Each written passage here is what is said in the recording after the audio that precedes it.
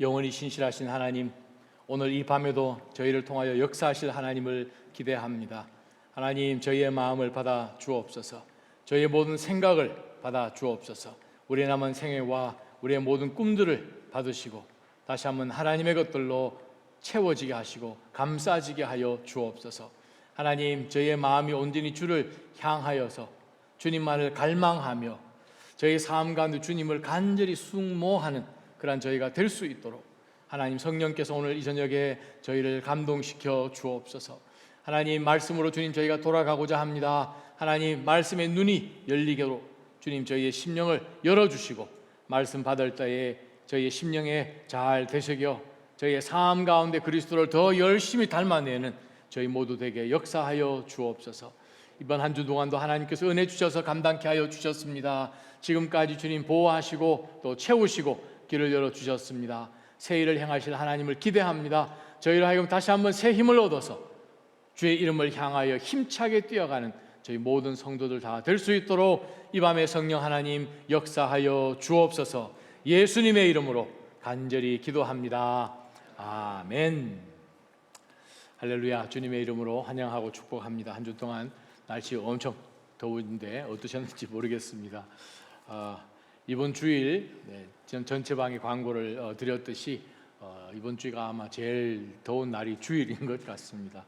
날씨도 덥거니와 또 요즘 코로나 변이도 조금 더 상승하는 것 같아서 우리가 좀 조심하는 그러한 차원에서 이번 주에 원래 계획되었던 쿠크아웃을 저희가 취소하도록 하겠습니다. 하나님께서 뜻하시면 우리가 작년에 우리 액터네이튼 그 나라 파악에서 우리가 하루 야외 예배 드렸던 것처럼 우리가 이번 레이버 주일날 우리가 함께 하나님 안에서 은혜로 우리가 함께 교제하는 그러한 시간을 오히려 기도해 봅니다. 그때까지 우리가 믿음도 잘 챙기시고 또 늘 하나님 은혜 가운데 풍성한 그런 복을 누리시는 저와 여러분 되시면 좋겠습니다. 주신 말씀 우리가 함께 받으십시다. 다 함께 일어나셔서 우리 하나님의 말씀 빌레몬서 4절부터 21절까지의 말씀입니다. 한 장으로 되어 있는 바울의 짧은 서신입니다. 함께 우리가 4절부터 21절까지 저와 여러분이 한 절씩 교독하며 하나님의 말씀 같이 받으십시다.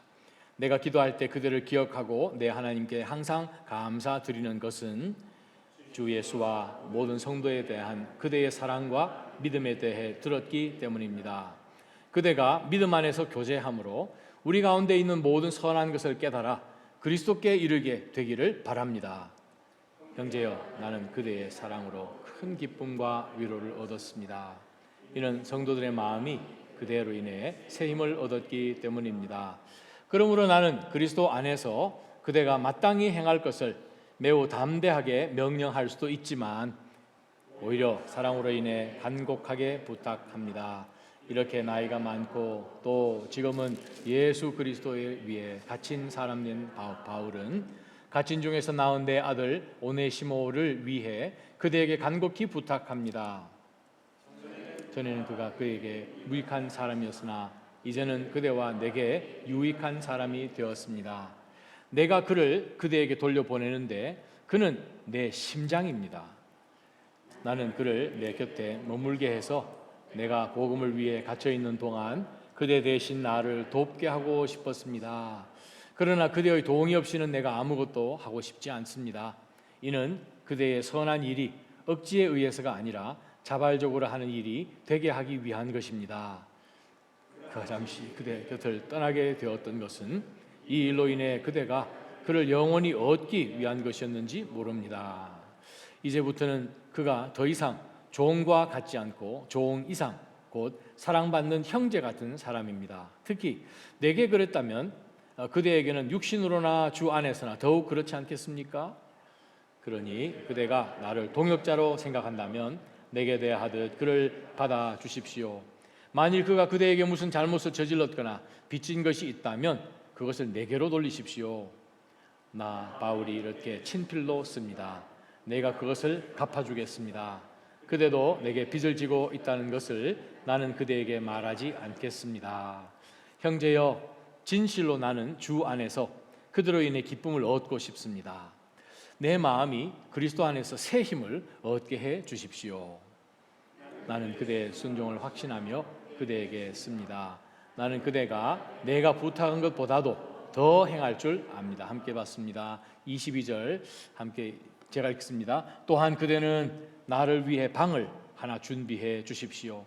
나는 여러분의 기도로 여러분에게 갈 수 있게 되기를 바랍니다.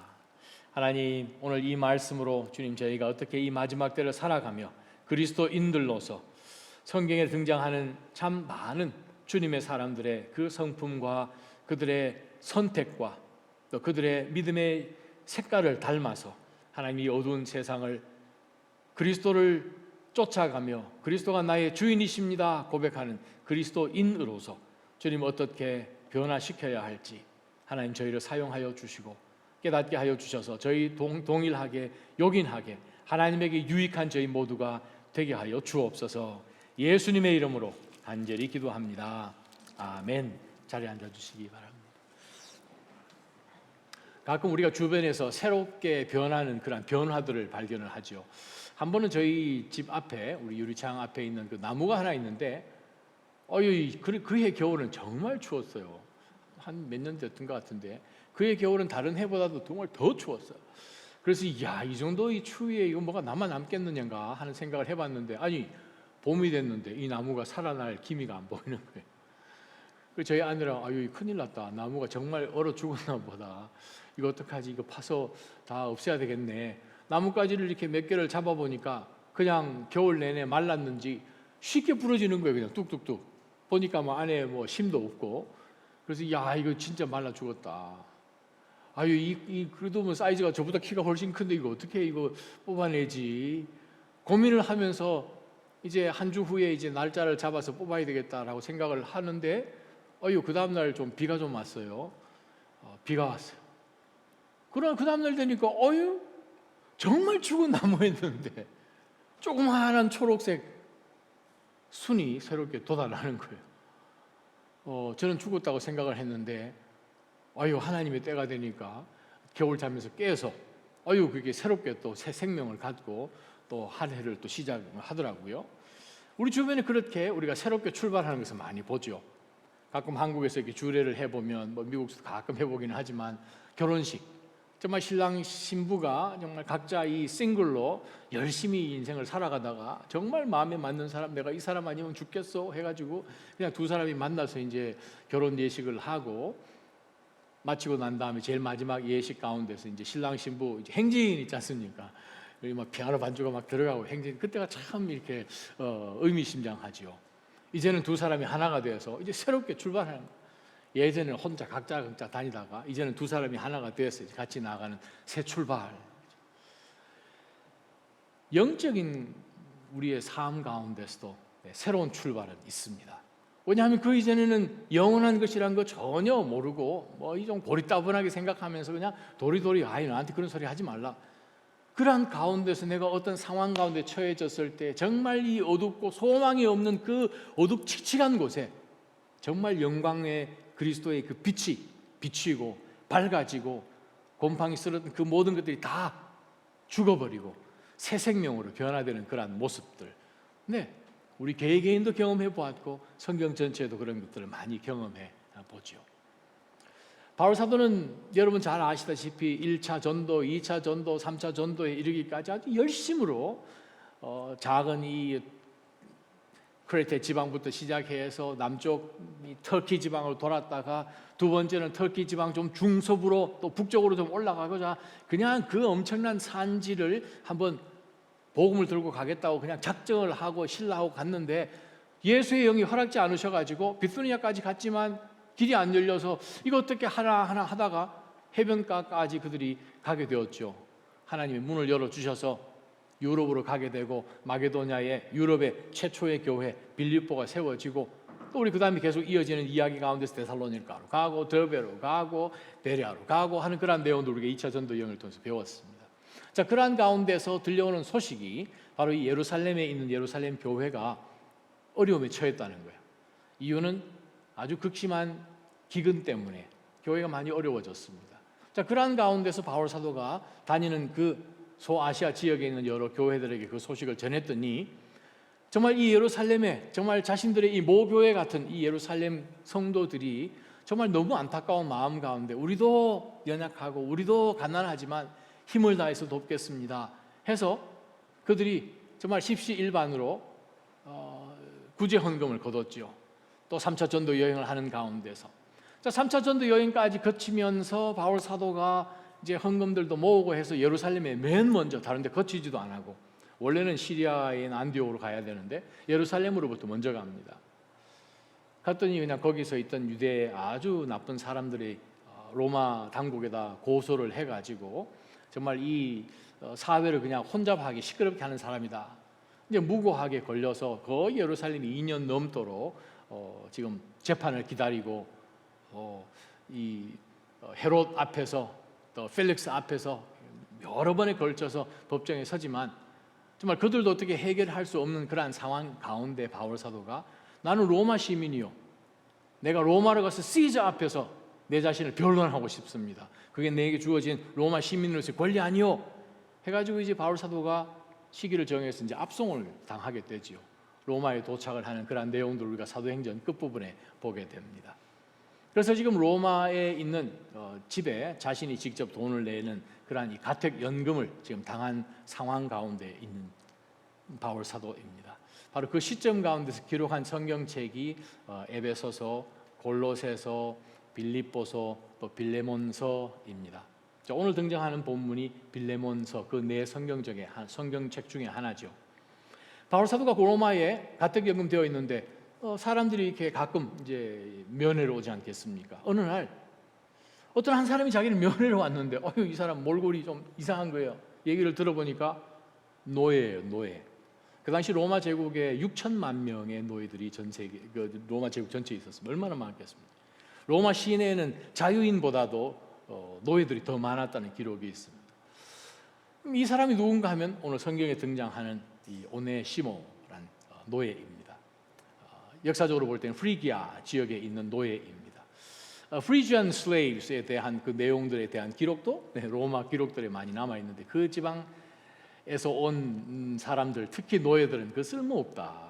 아주 그 사람들을 신뢰할 수 없고 아주 신실하지도 못하고 아주 눈속임만 하려고 한다라는 기록이 남아 있을 만큼 바로 이 오네시모가 그 지역 출신으로 역사가들은 보고 있습니다. 그런데 이 사람이 아주 힘들게 그냥 노예 생활을 하다가 어느 한순간에 생각을 잘못하고 도망을 하게 됩니다. 그 주인 빌레몬, 골로새에 있는 성도죠. 골로새 교회, 가정교회의 지금 성도 집에서 노예로 일하던 사람이 지금 도망을 왔습니다. 얼마나 도망을 왔는가? 지금 골로새에서 로마까지 왔으니까 한 2,000km도 넘죠. 거의 한 1,700마일도 넘는 그 먼 거리를 그가 도망쳐 왔습니다. 도망갔을 때 이 오네시모 속에 있는 생각은 딱 하나입니다. 다시는 못 돌아간다. 돌아갈 수 없는 이유는 돌아가면 그 당시에 로마 법에 의해서 제일 먼저 그가 잡히면 이 불로 이 퓨지티보라는 이 도망자라는 그 라틴어의 F자를 이제 새기게 되고 귀를 하나 자르게 되죠. 여러 가지 이 로마 법 가운데서 노예는 일단 사람이 아니기 때문에 그냥 움직이는 도구이기 때문에 주인에게 모든 권한이 있습니다. 얼마든지 채찍을 가할 수 있고 어떤 기록 가운데는 사람 잡아먹는 그런 이 물고기에 그냥 이 노예를 집어던지는 그런 기록도 있는데 정말 잔인하게 했죠.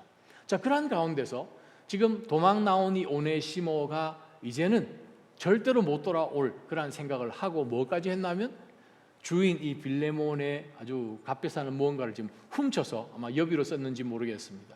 그렇게 해서 지금 로마까지 왔는데 어떻게 해서 이 바울 사도를 알았는지는 누구도 모릅니다.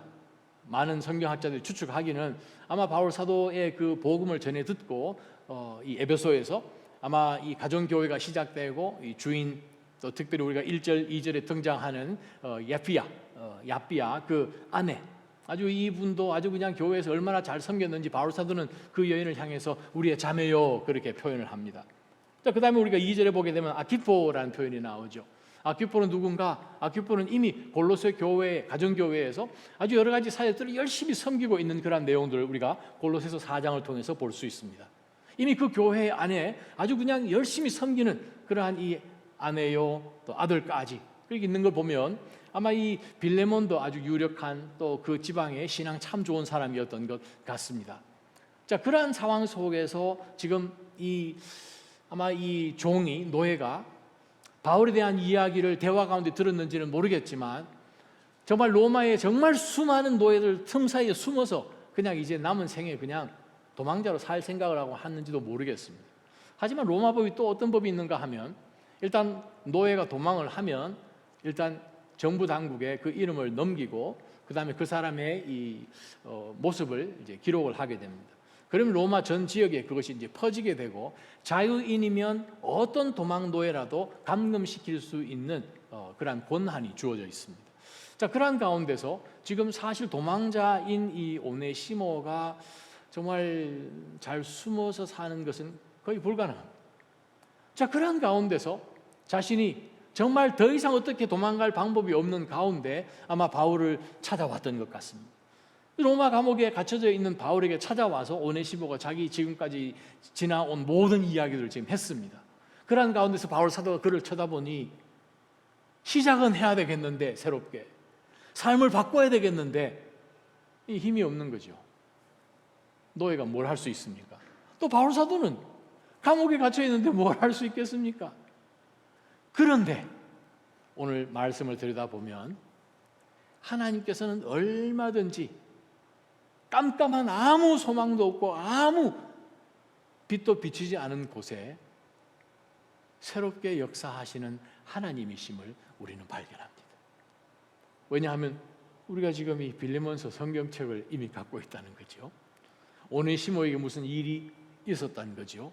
오네시모가 어떤 놀라운 변화를 경험하고 예수 그리스도를 영접하고 난 다음에 그가 골로새로 운반해 갔던 두기고와 함께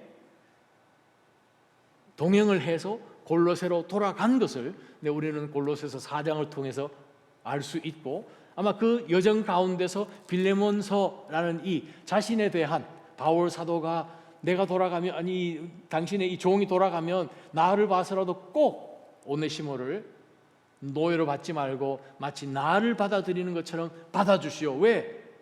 He is changed. 우리가 보통 찬양할 때 해 아래 새 것은 없나니라고 찬양하죠. 네, 해 아래 새 것은 없습니다. 그러나 해 위에는 언제든지 새 것이 있습니다. 그리스도 안에는 누구든지 그리스도 안에 있으면 새로운 피조물이 됩니다. 이전 것은 다 지나가 버렸습니다. 예전에는 이 오네시모가 돌아오기만 해봐라 그냥 아예 그냥 뻔때를 보여줄 만한 그러한 이 생각을 했을 텐데 바울 사도는 빌레몬에게 이 감옥에서 낳은 아들이라고 표현하는 이 오네시모를 그는 나의 심장이요 라고 얘기했다. 당신이 나를 존경한다면 바로 이 노예였던 오네시모를 마치 나를 영접하는 것처럼 그렇게 해주시오. 왜요? 변했거든요. 사실 오늘 본문의 말씀은 우리 이야기입니다. 우리 가운데 오네시모 아니었던 사람이 있습니까? 루터가 그 얘기했습니다. We are all Onesimos. 우리 모두가 오네시모죠. 한때는 우리도 하나님 몰라라 하고 도망다녔던 사람 아닙니까? 세상이 너무 좋고 근데 어느 날 순간에 이게 그 다음 길이 없는 거예요. 그 다음 날이 없는 거예요. 그러한 가운데서 예수님을 만나게 되었고 예수님이 우리 삶 가운데 놀라운 영광의 영원한 빛을 비춰주셨고 우리로 하여금 끌어당기셔서 우리 같은 사람을 통해서 다른 사람들을 위로하고 우리 같은 사람을 통해서 우리를 이렇게까지 변화시켜 주신 원천이 되시는 예수 그리스도를 전할 수 있는 사람으로 우리를 지금까지 만들어 주셨다는 거죠. 그렇습니다. 우리도 때로는 조금만 힘이 더 있었으면 우리 주변에 사랑하는 믿음의 지체들을 돌아보면 누군가 한 사람만 좀 더 힘을 보태기만 하면 쑥 일어날 것 같은데 도움이 필요한 믿음의 지체들이 있을 것이고 우리 주변에 보면요 모든 것을 다 소유한 것 같지만 소망이 없어서 자살하고 뭐 엄청난 그런 거 다 해보지만 다 소망이 없어서 마약하고 그냥 방탕하게 사는 그러한 우리 소식들 많이 듣지 않습니까? 겉으로는 그러지 않은 것처럼 보여도 속에 들여다보면 정말 숨을 헐떡거리는 많은 영혼들을 우리는 본다는 거죠. 그러면 우리가 한때 오네시모였는데 그러면 과연 그 사람들에게 우리가 어떻게 했으면 좋을까? 바울사도 오네시모였습니다. 오네시모 정도가 아니라 오네시모 할아버지였잖아요. 왜? 교회를 핍박했으니까. 그런데 그를 하나님께서 변화시키시고 그를 통해서 이방 모든 민족들에게, 유대인들 포함하여서 복음을 전할 수 있는, 위로하는, 소망을 보여주는, 새 힘을 보여주는, 새 생명을 주는 도구로 하나님께서 쓰셨으니 얼마나 우리를 위해서 하나님은 똑같이 하시겠습니까?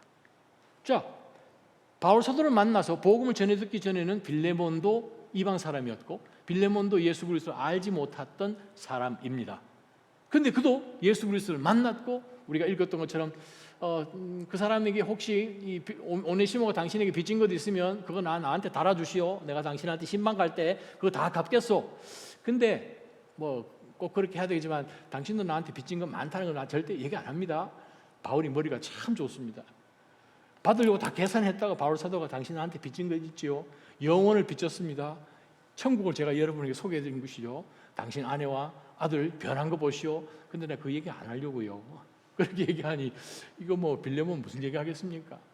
자, 그러한 가운데서 바울 사도가 이 한 생명, 이제는 그리스도 안에서 노예가 아니라 나에게 유익한 사람이요, 정말 변해버린 이 사람을 당신한테 부탁하는데, 노예로 받지 말고 변화된 사람으로 받으려면 당신은 이러이러한 것을 생각해야 합니다 라고 바울 사도가 이제는 어둠에서 빛으로 옮겨진 빌레몬에게 부탁하는 내용이 오늘 본문의 내용입니다. 자, 그 내용을 통해서 동일하게 우리도 그 네 가지를 다시 한번 붙잡는다면 하나님께서는 얼마든지 우리를 통해서 우리 주변에 빛을 잃고 도망다니는 사람들에게 자유와 새로운 출발을 줄 수 있겠지요. 오늘 주신 말씀에 보게 되면 7절과 20절에 새 힘이란 단어가 등장하지 않습니까? 새 힘. 성도들의 마음이 그들로 인해 새 힘을 얻었기 때문입니다. 당신 때문에. 20절, 빌레몬 형제여, 진실로 나는 주 안에서 당신으로 인해 다시 한 번 더 기쁨을 얻고 싶습니다. 내 마음이 그리스도 안에서 새 힘을 얻게 한번 해 주십시오. 사실 20절에 나온 말씀은 명령문입니다. 나로 하여금 새 힘을 얻게 하라 라고 명령하는 거예요. 자, 그러면 바울 사도가 기도하면서 성령을 통하여서 주신 이 서신서를 통해 디모데의 어느 부분을 터치를 하면서 새 힘을 주는 사람으로 당신이 역할을 하기를 원합니다 라고 요청을 했을까? 그것을 우리가 한번 말씀 가운데 찾아보기를 원합니다. 자, 오늘 우리가 4절, 5절, 6절, 7절이 사실 오늘 본문 읽은 그 전체 내용에 정말 큰 기초가 되는 본문인데, 4절 보게 되면 내가 기도할 때 빌레몬 당신을 기억하고 내 하나님께 항상 감사하는 이유가 있습니다. 뭘까요? 뭘 감사했는가 하면 주 예수와 모든 성도에 대한 그대의 사랑, 또 그대의 믿음에 대해서 제가 들었습니다. 두 가지 들었습니다. 빌레몬, 주님을 향한 당신 사랑이 아주 특심한 것과 성도들을 향한 사랑이 특심한 것, 또 거기에 덧붙여서 당신의 그 믿음 하나가 참 특심한 소문이 여기까지 들립니다. 그 소식 들릴 때마다 저는 하나님 앞에 감사합니다. 무엇입니까? 사랑과 믿음이라는 거예요. 하나님 사랑합니다, 하나님 믿습니다 하는 그것이 절대적 관념으로 남으면 아무 역할을 일으키지 못합니다. 어떠한 변화나 역사도 일으킬 수 없습니다. 그런데 바울 사도가 그로 하여금 당신의 하나님을 향한 그 사랑, 성도들을 향한 사랑, 하나님을 향한 그 믿음, 진짜인지 다시 한번 확인해 주십시오. 야고보가 이야기하는 것처럼 나는 사랑이 있습니다, 나는 믿음이 있습니다. 야고보 이야기하죠. 당신 믿음이 있습니까? 보여주시오.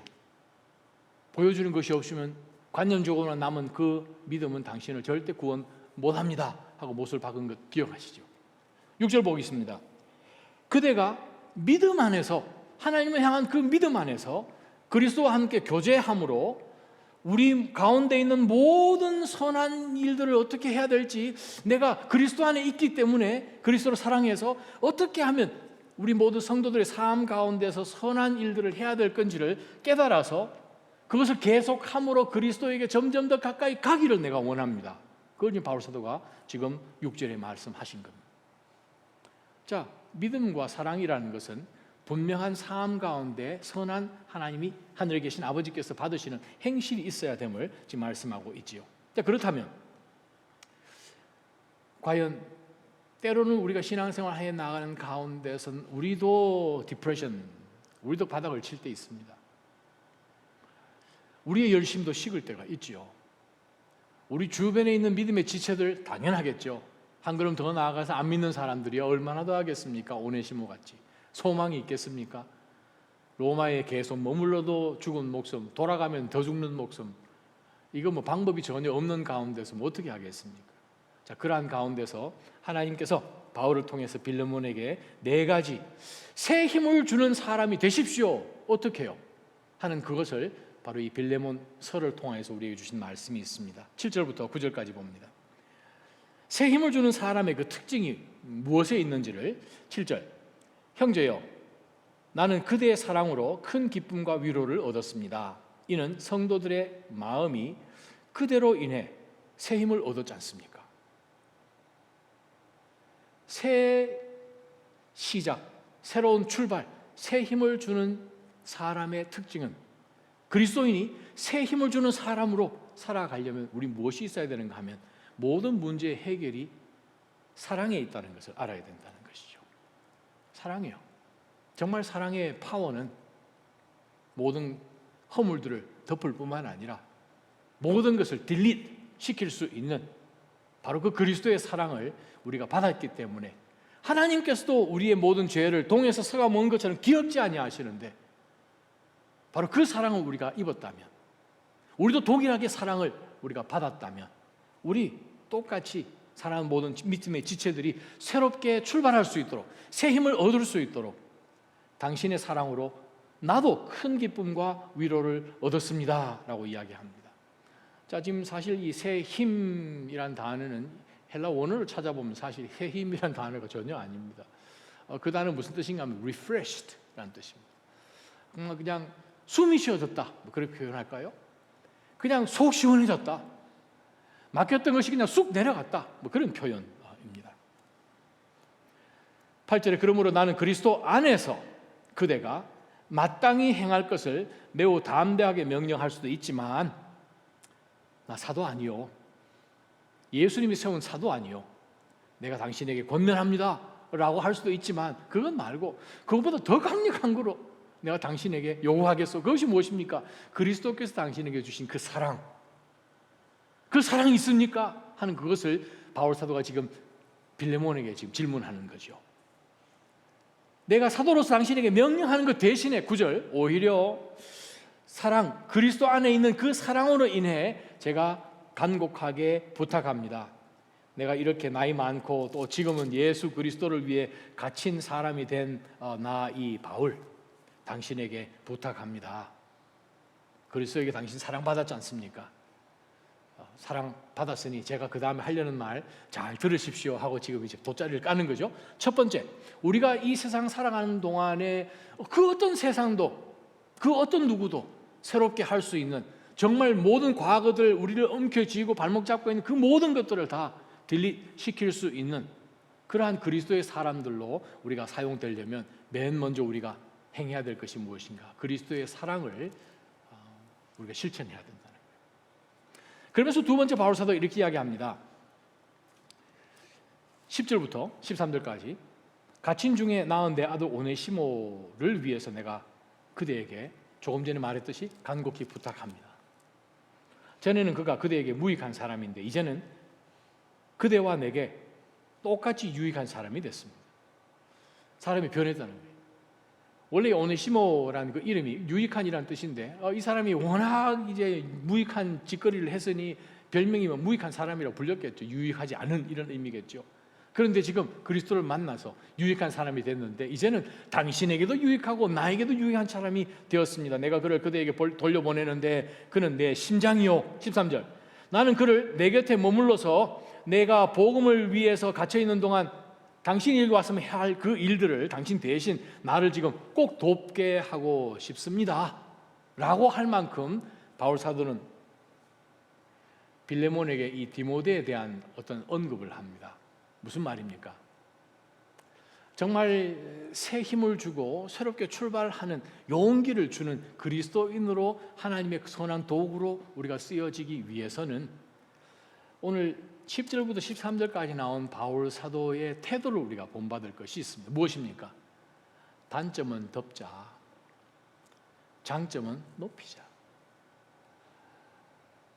그 사람이 지금까지 살아오면서 예수님 믿었던 그 기간과 노예로 못되게 살던 그 기간 비교하면 이게 더 길지 않겠습니까? 자, 그러한 가운데서 그가 정말 무익한 사람, 그가 어떻게 무익했는지, 어떤 해를 입혔는지 그거 일일이 손꼽아 꼽으려면 뭐 한도 없겠지만 바울 사도는 그거 다 말고 그의 장점, 이제는 당신에게 유익한 사람, 나에게 유익한 사람이 됐다는 거예요. 관계를 회복시키고 그리스도인들 들어가서 화평하게 만드는 그 역할로 하나님께서 우리를 그리스도를 통해서 부르셨습니다. 그렇다면 우리는 가는 곳곳마다 너는 뭐 잘못했고 뭐 잘못했고 뭐 잘못했고 그것 일일이 지적질하는 것이 아니라 사랑으로 모든 문제를 해결하려고 할 뿐만 아니라 단점은 그냥 지나가고, 우리가 단점이 참 없으면 로마서 말씀처럼 우리가 얼마든지 자기 의의를 가지고 다른 사람을 판단할 수 있겠죠. 그러나 누구보다도 우리가 오히려 더 흠이 많은 것을 안다면, 그래요, 바로 그것을 통해서 하나님께서는 다른 사람들에게 내 같은 사람도, 인간 같지 않은 사람도 하나님께서 이렇게 만드셨다라고 생각을 한다면 얼마든지 바울 사도의 이 모습처럼 10절에서 13절 단점은 덮고 장점으로 그 사람을 인커리지 해주는 거예요. 자, 이 편지를 들고 가는 옆에서 아마 이 바울 사도가 쓰고 있는 것을 눈물로 보고 있었던 오네시모의 심정은 어땠을 것 같습니까? 와, 제가 어떻게 당신 같은 바울 사도의 심장이 될 수 있습니까? 저는 허물이 엄청 많은 사람인데 저 같은 사람을 어떻게. 그래요, 하나님께서는 우리를 그냥 그대로 받으셨지 않습니까? 우리의 허물을 있는 대로 하나님께서 다 찾아내셔서 보여주신다면 정말 우리 가운데 보게 될 사람이 감히 이 자리에 와서 주님하고 외칠 수 있는 사람이 누가 있겠습니까? 근데 우리가 고린도 후서 말씀을 우리가 요즘 묵상하듯이 큐티에서 정말 부유하신 그분이 우리 대신 가난해지셔서 우리를 부유하게 하셨지 않습니까? 병원하게 하셨지 않습니까? 우리가 단점을 다 찾아서 예수님이 우리를 정죄하신다면 구원받을 만한 선한 것이 우리 가운데 전혀 없겠죠. 그러나 그리스도 안에서 우리가 새로운 피조물이 되었으니 옛 것을, 단점들을 다 기억하지 말고 장점으로 그들을 위로하고 격려해 줄 때에는 얼마든지 하나님께서 우리를 통해서 사람들을 위로하게끔, 새롭게 출발하게끔 하나님이 해 주실 것입니다. 저는 달라스에 있는 신학교를 졸업을 했습니다. 거기가 텍사스다 보니까 텍사스 카우보이, 그 아주 풋볼이 유명하죠. 그 가운데 정말 한 60, 70년대에 가장 전 미국에서 가장 유명했던, 지금도 가장 유명해서 홀 오브 페임에 그 사람의 흉상이 있을 만큼, 톰 랜드리, 유명한 이 베도라 모자를 쓰면서 항상 아주 신사같이 해서 정말 모든 이 축구 팬들이, 코치들이 존경하는 영원한 코치 중에 코치가 있었죠. 톰 랜드리, 아주 독실한 크리스찬입니다. 그 사람이 나중에 이제 죽을 때쯤 되어서 자신의 모든 그 자산들을 선교지에다 기부를 하고 또 남은 그것을 헬스 센터처럼 해가지고 만들어서 모든 사람들이 심신 가운데서 회복되는 그런 좋은 이 메디컬 센터까지 이렇게 도네이션을 해서 지었죠. 톰 랜드리가 풋볼 코치를 할 당시에 오하이오 주의 풋볼 코치였던 우지 헤이즈라는 사람이 있었다고 합니다. 그 사람이 경기를 하는 가운데서 상대방 선수에 대해서 너무 화가 나서 사이드라인 옆에서 주먹으로 그 선수를 두들겨 패버렸어요. 그 일로 인해서 미국에서는 정말 난리가 나서 그 사람을 미디어들이 생매장을 해버렸습니다. 정말 어리석은 짓을 했죠. 자제력을 잃고 사람을 두들겨 팼으니 그 다음 일이야 설명 안 해도 아실 만큼 그동안 그가 쌓아놓았던 모든 스코어며 명예며 하루아침에 작업도 잃어버리고, 정말 어떤 그 기자는 이야기하잖아요. 미국에서 그 사람만큼 불행한 사람은 없었다. 그 신문 기자 제목이었답니다. 그러한 가운데서 매해 그 풋볼 시즌이 끝나면 모든 풋볼 팀들이 모여서 큰 파티를 이제 하지 않습니까? 모든 선수들과 코치들이 모여서 이제 파티를 하는데 톰 랜드리 그 헤드 코치가 이제 그 파티를 참석하면서 자기의 개인 게스트로 누구를 데려간 줄 아십니까? 누구를 데려갔으십니까? 우지 헤이스 이 사람 데려간 거예요. 그 사람이 딱 그 파티에 등장하는 순간 갑자기 그냥 찬물을 끼얹듯이 그냥 침묵. 그러고 난 다음에 박수, 눈물. 그래요. 그리스도인들만 할 수 있습니다. 독실한 born again 크리스천 정도가 아니라 어떻게 하면 선수들에게 예수 그리스도를 전할까? 그것이 탑 프라이어리티로 한평생 살았던 톰 랜드리 그 코치의 마음 가운데는 우리 모두가 오네시모 같은데, 그러나 그를 다시 한번 회복시켜주는 그것은 그리스도의 사랑을 맛본 사람이 할 수 있는 거죠. 그렇다면 누가 그것을 할 수 있겠습니까? 안 믿는 그리스도인들 어떻게 그것을 흉내라도 낼 수 있겠습니까? 우리 그리스도인들은 남의 허물을 덮어주는 사람들이 되어야 됩니다. 14절부터 보게 되면 세 번째 바울 사도가 이 빌레몬에게 요구하는 것이 있습니다. 14절. 그대의 동의 없이는 내가 아무것도 하고 싶지 않아서 그대의 그 선한 일 억지로 말고 자발적으로 했으면 하는 그러한 마음이 저한테 있어서 제가 당신에게 이렇게 부탁합니다. 15절. 그가 잠시 그대 곁에 떠나게 되었던 것은 그 일로 인해 오네시모가 그대가 빌레몬이 오네시모를 영원히 얻기 위한 것이었는지도 모르겠습니다. 이제부터는 그가 더 이상 노예 같지도 않고 노예 이상 곧 사랑받는 형제 같은 사람입니다. 특히 나한테 그렇다면 그대에게는 육신으로나 주 안에서나 더욱 그렇지 않겠습니까? 그 말은 뭔가 하면 바울 사도가 얼마든지 빌레몬에게 자신의 이 사도권을 통하여서 정말 동의 없이도 강압적으로도 할 수 있었겠지만 얼마든지 그 모든 문제들을 함께 나누는 가운데서 당신이 자원하는 마음으로 했으면 좋겠는데 한 가지 빌레몬이요 꼭 잊지 말아야 될 것이 있습니다. 그게 뭐냐 하면 15절이요. 저와 여러분 삶 가운데서 혹은 타인들의 삶 가운데서 우리가 다 이해하지 못하는 일들이 일어나지요. 바울 사도는 빌레몬으로 하여금 그것을 깨달아 알기를 원했다는 거죠. 15절이 뭡니까? 그가 잠시 떠난 거면 도망친 거지. 근데 그가 잠시 떠나온 것이 사실은 하나님의 섭리인 거 우리 어떻게 알겠습니까? 우와, 굉장하지 않습니까? 그것이 무엇입니까? 하나님을 정말 집중하며 바라볼 때에 얼마든지 하나님의 일이 어떤 계획이 있는지도 모르겠다 하는 가운데서 하나님의 관점으로 보면서 한 걸음 뒤로 물러나는 거예요. 배려해 주는 거죠. 그가 잠시 당신을 떠났지만 그것이 정말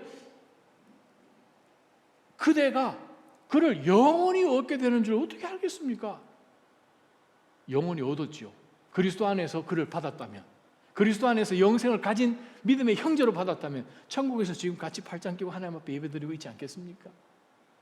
우리는 크고 작은 모든 일들 가운데서 분명하게 하나님이 주권을 갖고 다스리시는 전지하신 하나님의 모든 프로비던스가 있다라는 그것을 기억한다면 우리는 한 걸음 물러날 수 있습니다.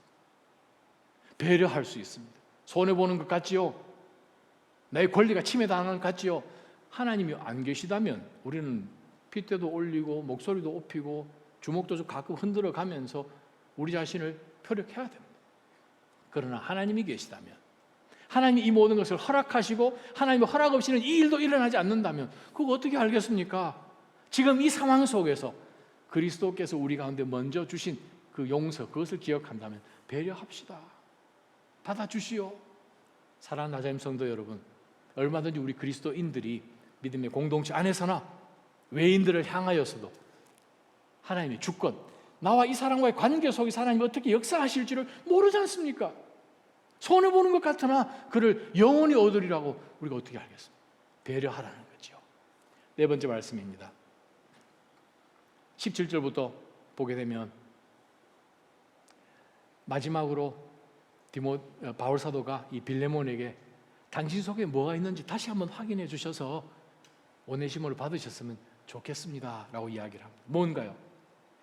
그대가 나를 동역자로 생각한다면 내게 대하듯 그를 받아주십시오. 동역자입니다. 바울은 누구를 위해서 일하는 사람입니까? 그리스도를 위하는 사람입니다. 내가 그리스도를 위해서 일하는 것처럼 이 오네시모도 변해서 그리스도를 위하는 내 동역자로 받아주시기 바랍니다. 18절. 만일 그가 그대에게 만약 이 오네시모가 빌레몬 당신에게 주인에게 무슨 잘못을 크게 저질렀다면 또 빚진 것이 있으면 내게로 돌리십시오. 나 바울 이렇게 친필로 씁니다. 내가 그것을 갚아주겠습니다. 그러나 그대도 내게 빚을 지고 있다는 것을 나는 그대에게 꼭 일일이 말하지는 않겠습니다. 형제여, 진실로 나는 주 안에서 그대로 인해 기쁨을 얻고 싶습니다. 내 마음이 그리스도 안에서 새 힘을 얻게 해 주십시오. 계속해서 바울 사도가 반복하는 것이 무엇입니까? 그리스도 안에서, 즉 새롭게 출발하도록 새 힘을 주는 사람은 어떤 사람입니까? 그 심장 안에 자기의 중심에 그리스도가 있는 사람이라는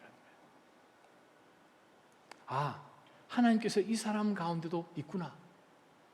만약 우리 주변에 예수 그리스도를 믿는 믿음의 지체가 혹시 실족하거나 쓰러져 있는 가운데서 그 사람을 세워줄 때 그 속에 아직도 불씨가 없는 것처럼 있지만, 세속 가운데 염려하는 가운데 쓰러져 있지만 그 속에도 역사하실 얼마든지 강력한 그리스도께서 계시고 역사하고 계시다라는 그 사실을 당신이 아셨으면 좋겠습니다. 왜?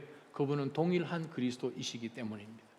그분이 나한테도 있고요, 당신 안에도 있고, 그렇기 때문에 그분께서 어떻게 하실지 그분 안에서 새 힘을 한번 얻어봅시다. 당신이 할 수 없는 것 아닙니까?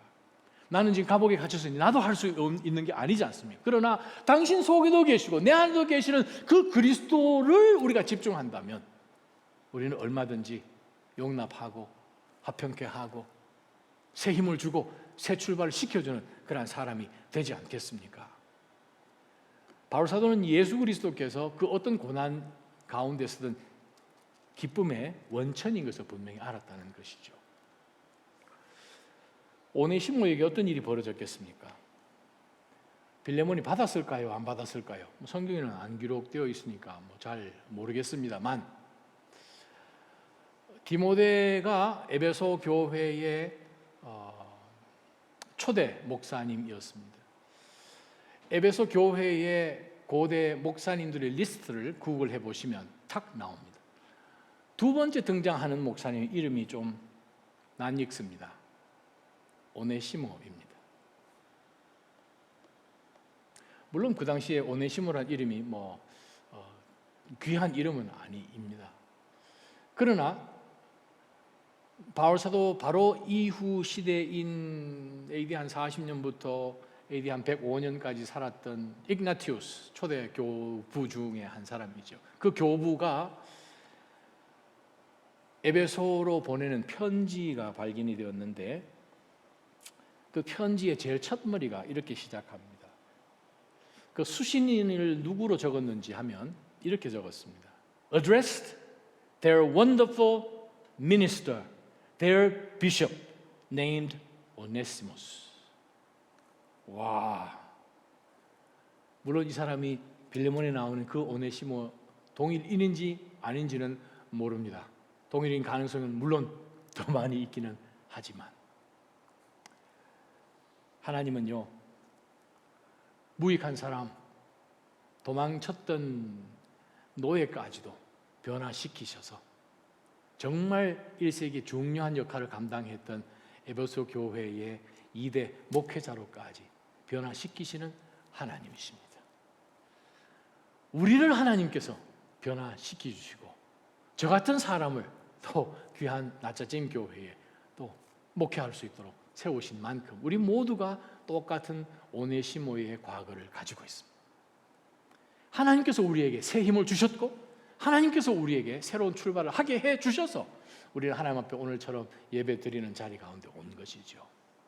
아직도 누가 조금만 힘을 주면 내 삶이 완전히 바뀌어서